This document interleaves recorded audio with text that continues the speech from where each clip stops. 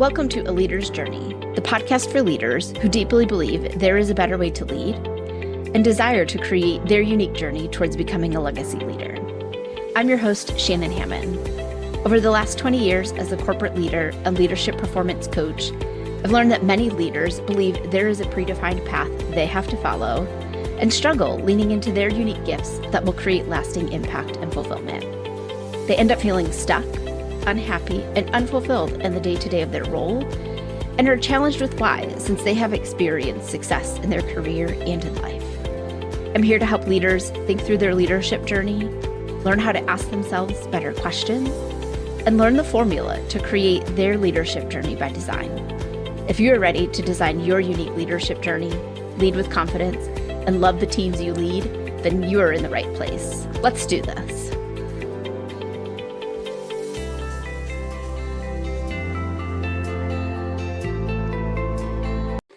Hello, my friends and fellow leaders. I'm glad to have you back here with me this week on the podcast. And if this is your first time tuning in, welcome. I'm so happy that you are here.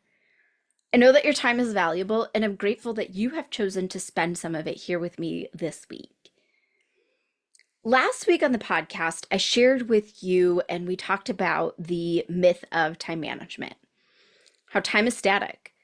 We all get the same number of hours in a day, and there's nothing that we can do to change that. And that we manage time in our minds. It's our thoughts and our feelings around the time that really drive the choices that we make and whether or not we are effective. Now, I'm not going to go too deep into everything that we discussed on that episode.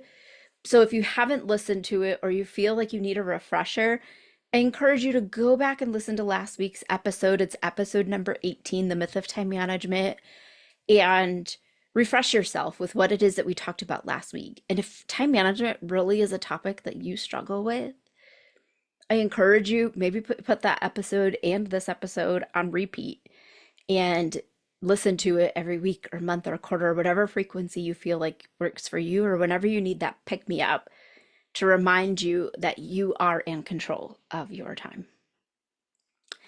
So as I took some time and I reflected back on last week's episode, and as I got back into my normal work week, I really wanted to come back this week and build off of what it is that we discussed and be able to share some practical solutions for some real life thoughts and challenges that you face as a leader. Now, these may sound familiar to you, and they may even be thoughts and words that you've used recently, maybe this morning, maybe this week. Maybe there are things that you've been thinking, and maybe there are things that you've heard some of your peers or fellow leaders share. So while time truly is managed in our minds, there still are some tactical steps that you can take to be intentional about how it is that you manage your calendar. Leaning into each of these steps, they can help you get some time back in your days. Now, you still only have 8 hours in your workday, but remember last week we talked about how we manage time and how we, in our minds, and how we can create that time. This is looking at these thoughts and some of the solutions and ideas. This is the start, and how one way you can work to shift your mindset around time, right, is about being open and trying something new, taking time to reflect on the things that you've tried and recognizing where things are and are not working for you. You might also find that there are certain things that work during certain seasons of your leadership or certain times of the year. And in other times of the year, you have to pivot how it is that you're managing your time, because maybe the workload of you or your team is a lot higher, or maybe you have a really large project that comes up that you've got to be able to dedicate a lot of time to, and you need to shift and rework how it is that you work your calendar. One of those time periods that I can think of is performance reviews. We talked about that in a couple episodes ago. I believe that was episode number 17, I think is what it was. Yeah, 17. How you can elevate your performance reviews. That still is a big chunk of time, right? And you might have to relook at how it is that you work your calendar then. It's all about really shifting your mind and being able to get creative and intentional about how you are using the 8 hours that you have in your workday. I've also wanted to add that these are things that I actually do. These are things that you're going to see if you were to look at my calendar for the week. These are things that are going to be on my calendar. Some of them I've had to work through and try different ways or different frequencies to find what feels good for me, and in some of them, what feels good for my team. And these are the things that I've found that consistently over a period of time really do work well for me in taking control of my calendar and being intentional with the time that I have.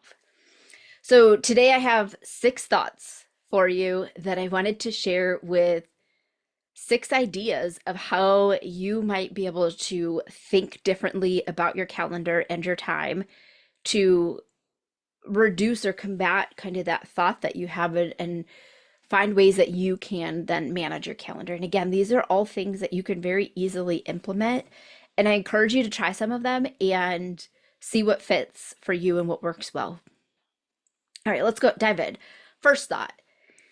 As a leader, I need to have an open door policy, but I'm always getting interrupted and I can't get anything done. Now, this is one that resonates with a lot of leaders. When you become a leader because you want to serve others. You want to be able to help others. Open door policy, that's something that I've heard throughout every year, throughout the decades of my leadership.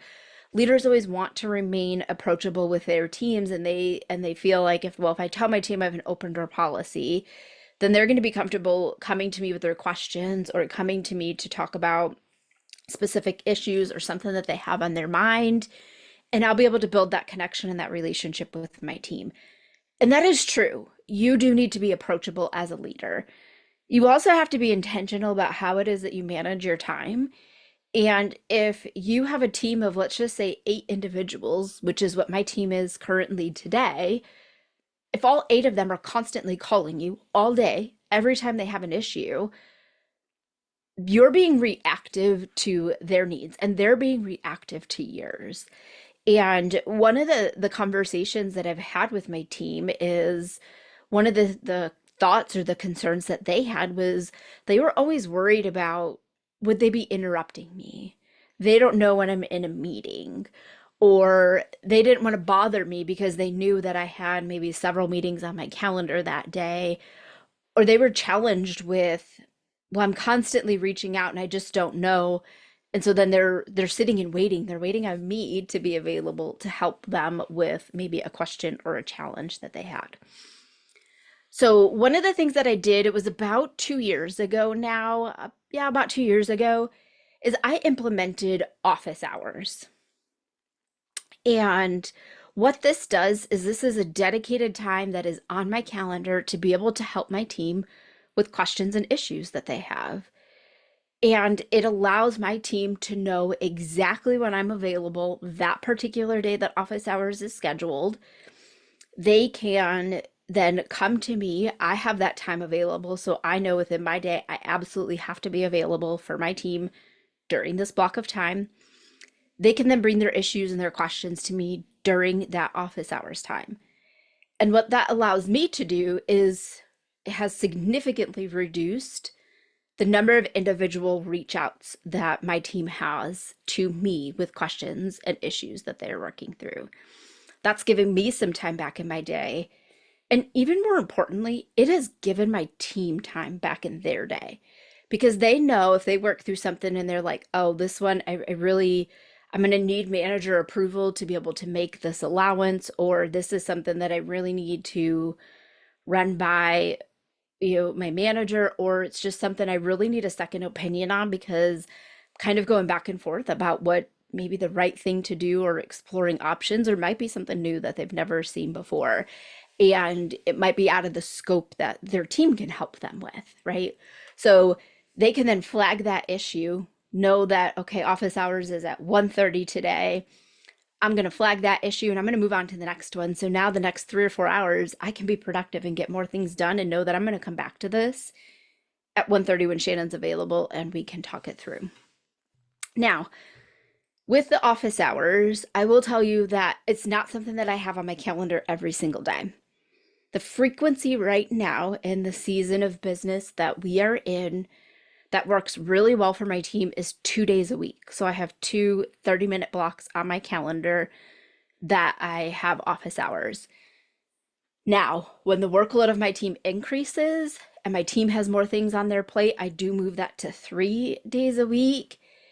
And if work volume is really high, or my team is sharing with me that they're seeing a trend where we're having a lot of issues, or there's a lot of new or unique things that are coming up that they need to be able to discuss with me, I might even expand that to 4 days a week. But I do try to keep it to either 2 or 3 days a week that I am available. So, what I have, and I set some parameters around office hours, and I do have these parameters actually listed in the calendar invite. So, every time they're opening that calendar invite up, they're seeing what the expectations are of office hours. And when I add somebody new to my team, while we do talk about it, when you're new, there's a lot of information that's thrown at you. So, when they open the link for office hours, they know what the expectations are for that particular time together. And some of the expectations that I've set around it is that it's for work issues only, not personal issues. Because at any time during that office hours time period, anybody from the team may pop in, right? And if it's something that's personal, that might not be something that they're ready to share or want to share with their team. It might be something that a team member is not comfortable listening in on. And I want to make sure that I create that safe space for everybody to bring their questions and issues. I do ask that they are prepared to share their issue and what their recommendation is on a resolution. It's not a time period for them just to come to me and for me to give them the answers. While for some of their issues, that is the right solution, I do want them to be thinking through what's their recommendation, and they know that that's something that I'm going to ask for. I also ask that when they share their issue, that they share with me either the employee ID number or the issue ID number. So whatever that indicator number might be for you, that helps me start looking at that particular issue while they're telling me what's going on, and I can get that visual, helps me in being able to help support them. I also let them know that they only need to dial in if they have an issue. This isn't a mandatory meeting that they're required to be in for the entire 30 minutes whenever it's on the calendar. They can come in and out as they see fit. If they don't have any questions for me that particular day, they don't need to attend. It's also a meeting that we do no video for, right? A lot of our other meetings, we're on camera so we can see and interact with each other. This, for office hours, I want it to be that casual conversation where they can come and discuss their issues. So we do keep our videos off so we don't have that distraction of looking at each other, or if somebody's in office hours but they're waiting because somebody else is discussing their issue, they're not distracted by maybe what that other person happens to be working on. This has worked really well for me in not only being able to manage my time, but leverage the expertise of my team, because if there's multiple people in there, sometimes their peers might have the answer and they may not have realized it, or their peers get to learn something new because they got to hear something that one of their coworkers was working on. Now, I will tell you that this isn't the only time that I am available for my team, but it is a time that I have blocked and dedicated for them. And again, it allows them to plan their day so they don't feel that they have to stop all their work and try and hunt me down. They can reach out to me at any time. They know that when they have questions, but a lot of them like the office hours because, again, it helps them manage their time. And again, they know that I'm available, so they don't have to worry about, are they interrupting my day, or am I in another meeting, or am I available and being able to focus and listen to the issue that they have. So it helps them get all of their questions and issues answered for that particular day. All right, thought number 2. My days start out in chaos, and I'm not even sure what my top priorities are, and now someone has scheduled a meeting for me at 8 a.m.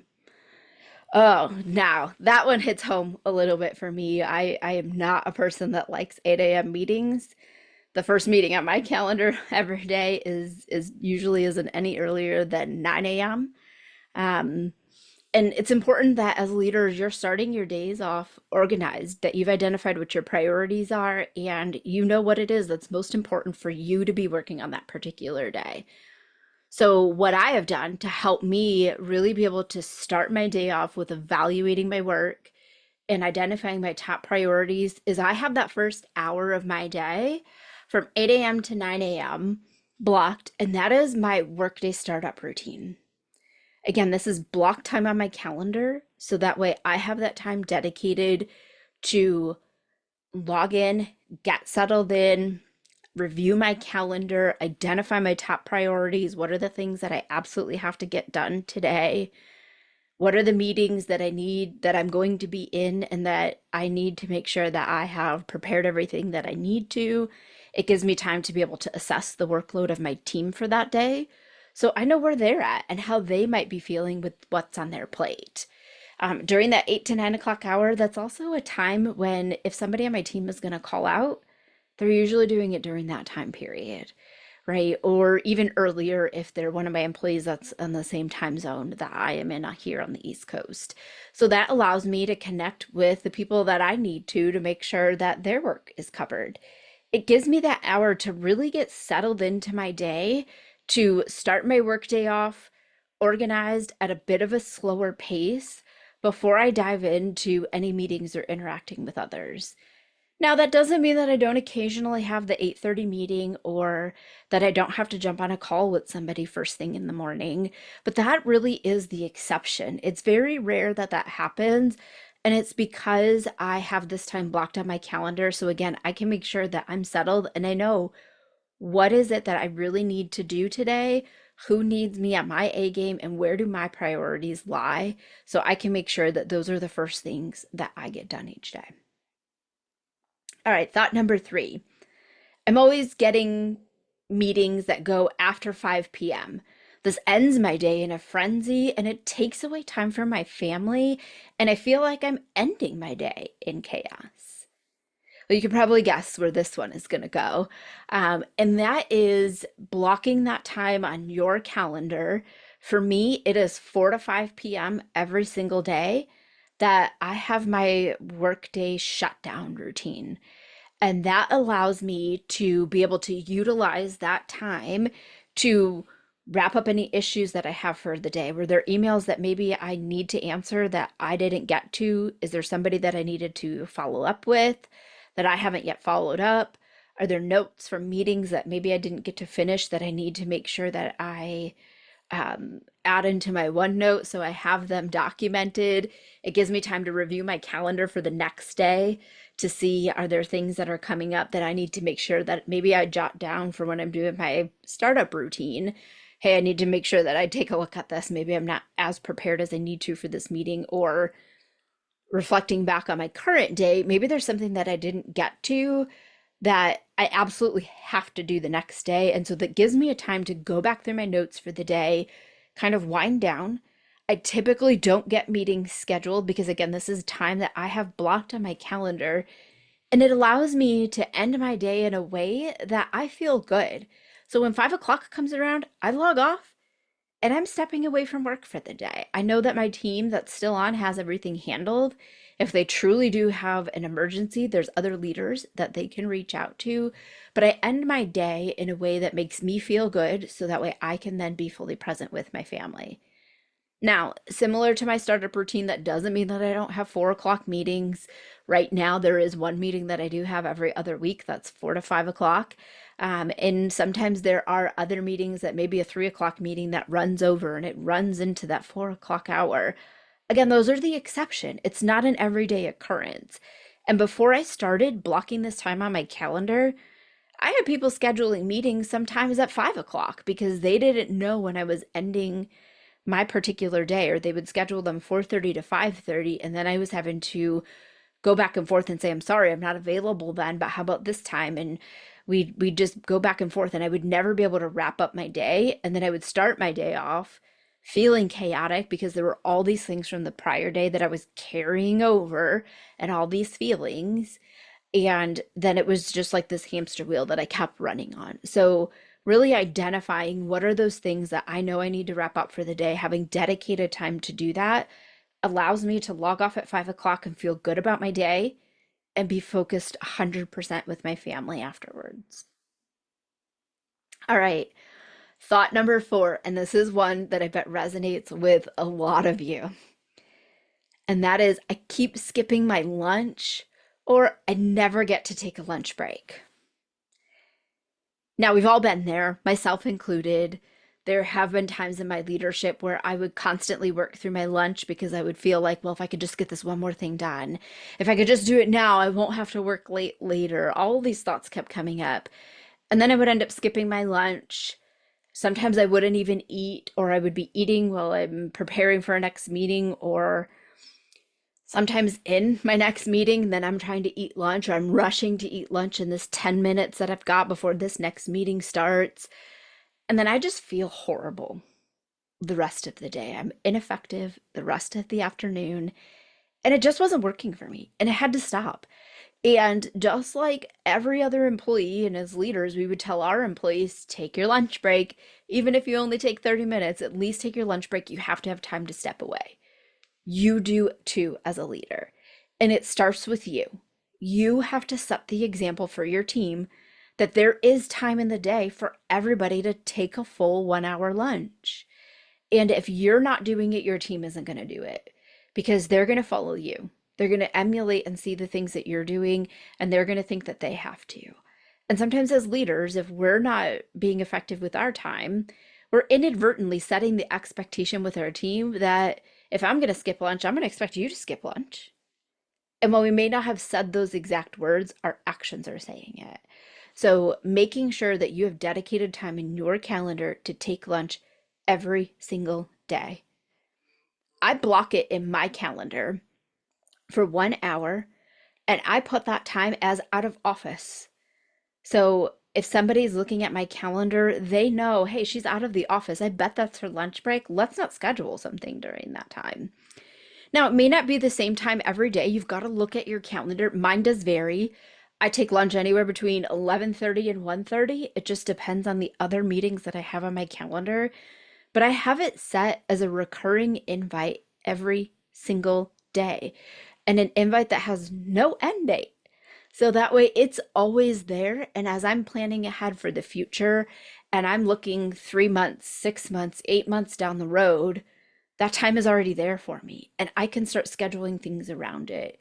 Or if somebody else is looking for time on my calendar 3 months down the road, my lunch break is already on there and they can then, and they will see that I'm not available, and then they can pick a time that works for them and that works for me that shows available on both of our calendars. What gets scheduled gets done. And if you don't have your lunch break on your calendar, you're not going to take it. Whether it's you putting something in that space or somebody else putting something in that space, it's going to get filled. Block it. That way you have time to step away. Maybe you go for a walk. Maybe you read a book. Maybe you do nothing and just sit in silence. And it also gives you time to make your lunch. Eat your lunch slowly. Enjoy your lunch. And that way you're then feeling good and energized and you've got that break midday. So you're ready then to tackle your afternoon. All right, thought number 5. I'm constantly running from meeting to meeting. Inevitably, one or more runs over, and now I'm late to the next one. And this is a cycle that happens on and on again. Again, we've all been there, right? Sometimes we hit busier seasons than others in our business, and there's lots of meetings. Maybe there's lots of projects going on, and you've got all these places that you have to be. Meetings also run over. You might be in a good flow of conversation, or maybe somebody's hijacked the meeting and is talking about nonsense, and that then delays it because you didn't get to the meat and potatoes and the important things that you needed to discuss. It happens. And I will tell you that if you schedule a meeting for an hour, people are going to take an hour, even if they only needed 30 minutes. If you schedule it for 30 minutes, they're going to take 30 minutes, even if you only needed 15. So my solution for this, or my idea, is really be realistic about how much time do you actually need for your meetings? And look at how it is that you're scheduling them. The majority of my meetings on my calendar, they are scheduled for 20 minutes, 30 minutes, or 45 minutes. Sometimes 50 if I know that I need a few extra minutes, but it is rare, and I schedule almost nothing for a full hour. If you were to look at my calendar, any of the meetings that are on there for a full hour, they're usually meetings that other people have scheduled for me. They're not the meetings that I have full control over. What this does is it gives you a buffer space that allows for meetings to run over a couple minutes because it's going to happen. Let's just be realistic about it. It also gives you time in between meetings to be able to take a break, get some water, get a snack, step away from your desk, go to the restroom, whatever it is that you need to do. Wrap up your notes, prepare for your next meeting, make sure that you have everything staged. Maybe the next meeting is a presentation that you need to do or a high risk conversation, and you want to make sure that you have the appropriate things open on your desk. And you might not have been able to have those things open in the prior meeting that you were in. So it's building in that buffer space for you so that way you have those breaks and you don't have every single minute of your day scheduled. Because again, meetings run over. It happens. Things, maybe it starts late, so it ends late. It's just the way that it is. So build that buffer time in for yourself. And one pro tip, if you do have to schedule a meeting for 30 minutes, and this is something that I started doing this year because I was always a top of the hour, mid hour kind of person when I scheduled 30-minute meetings, just because, well, honestly, that's how my Outlook is set up, and I like to fill an even space, right? From a visual perspective, I didn't like meetings to be like partway through something. It's part of why I don't like 15-minute meetings because the block time is only 15 minutes, but the actual time for the title of the event blocks up a whole 30 minutes. So one of the things that I started doing with my meetings that I do need 30 minutes for, I schedule them on the quarter hour. They start at 3:15 or 3:45. They always start at the 15 to the 45-minute mark. So that way it blocks up that little bit of time. I've got that buffer. So if somebody put a meeting on my calendar, or I scheduled something that ends at the top of the hour, I know that my next meeting doesn't start until the quarter hour. So again, I have that buffer that's in there. So if you do have to schedule something for 30 minutes or a full hour, start it at the quarter hour or start it at the 45-minute mark, and then it will end at the half hour mark, or let's say it'll end at the 45-minute mark of the next hour. And again, it's still giving you that buffer time that's in there. So try to be creative about how you're putting your meetings on your calendar so you're always building in that little bit of time before and after your next meeting. All right, my last one. And this is one I will be honest, I struggled with for a very long time. And the thought for that one is my time for planning and admin work seems to always be after hours. Again, I struggled with this one for a very long time, especially when I was a new leader, because I was trying to establish myself as a leader. I wanted to be available for my team. So I was like, oh, that's an admin task. I can do that at home in the evening. I don't need to worry about that. I'll take care of that on Saturday. This task doesn't involve anybody else. It's just me. I got this. I can do all the prep for my one-on-ones on Saturday while I'm watching TV, and it'll be fine. I can do it, right? It doesn't work. Eventually you get burnt out. I say that as a person who has been there and done that. Admin work is part of leadership. You are going to have admin tasks. You need to get them done in the 40 hours of the week that you have.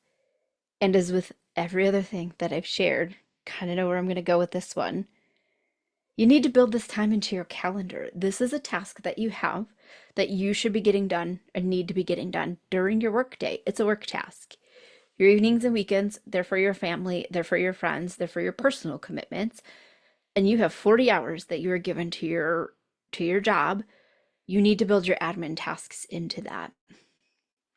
One of the things that I have done that has helped me with that. Actually, two things. There's two things that I do that have helped me really be intentional about getting my admin tasks done during my work week.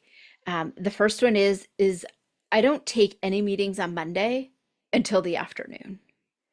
Not until 1 o'clock Eastern time. I do have occasionally some meetings that I'll do at 11 o'clock, but I absolutely do no meetings on Mondays before 11 o'clock. I will recommend to somebody else that it needs to be another day or time during the week. Unless it's something that is absolutely urgent, I don't do any of them till 11 o'clock. That gives me the time in the morning to start my week out, get my admin tasks that I need for the week done.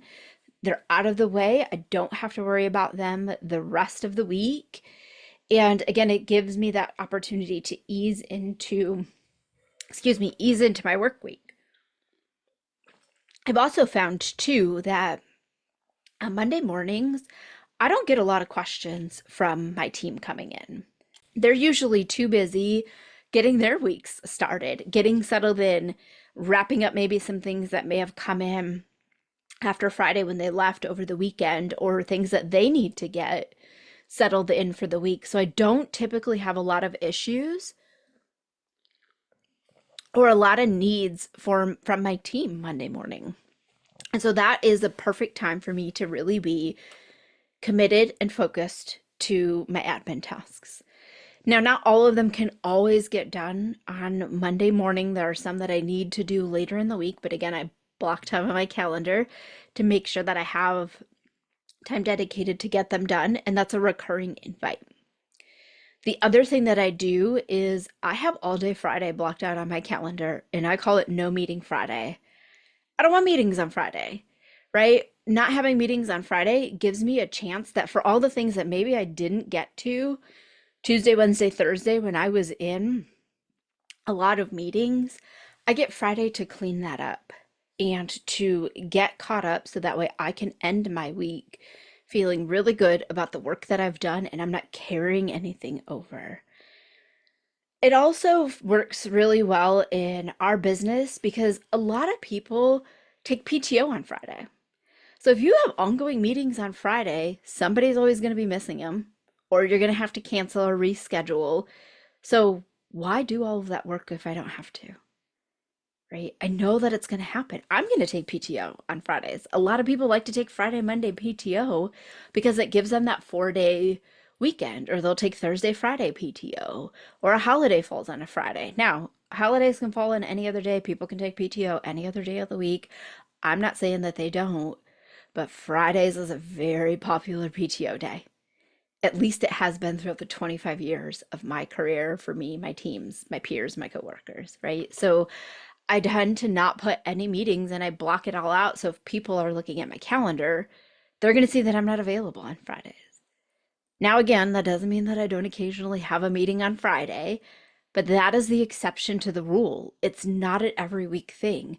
I can't tell you the last time that I had a meeting every Friday because, again, I block it out so that way I have dedicated time to work on, again, anything that I didn't get done during the week. I can work on things that I need to get set up for the next week. That's when I do a lot of my projects. There are also seasons in my work when Friday is a very heavy escalation day, and there are a lot of issues that come up on Fridays. Usually because others have been busy throughout their week and they're now getting to looking at some of their things on Friday because their week is winding down. And so then they're reaching out, they have questions, there's things that they need help with. So not having meetings frees up my time to be able to do all of that. And again, it goes back to having that dedicated block time to be able to work on those admin tasks. So those were the six thoughts that I had around managing time that I've noticed have come up for me and come up with my clients and a lot of other leaders that I talk to. So I'm curious to know, let me know which, if any of these, or maybe it's all of them, sound familiar to you.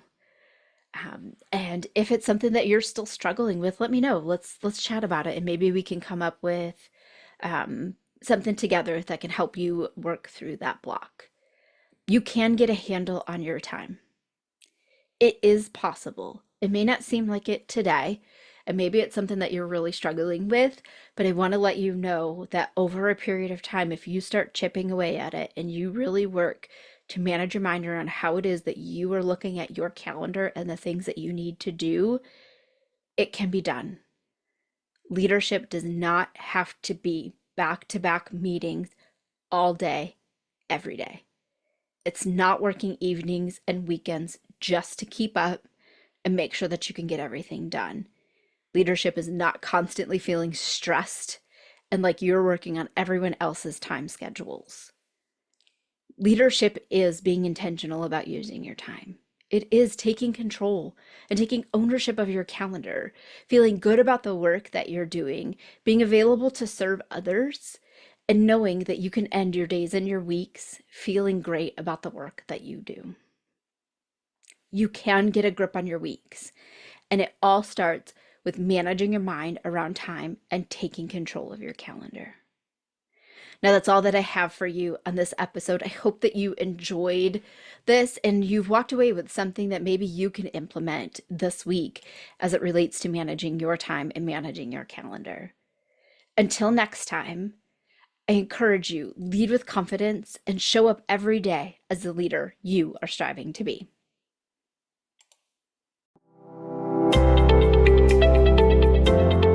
Thanks for listening to A Leader's Journey podcast.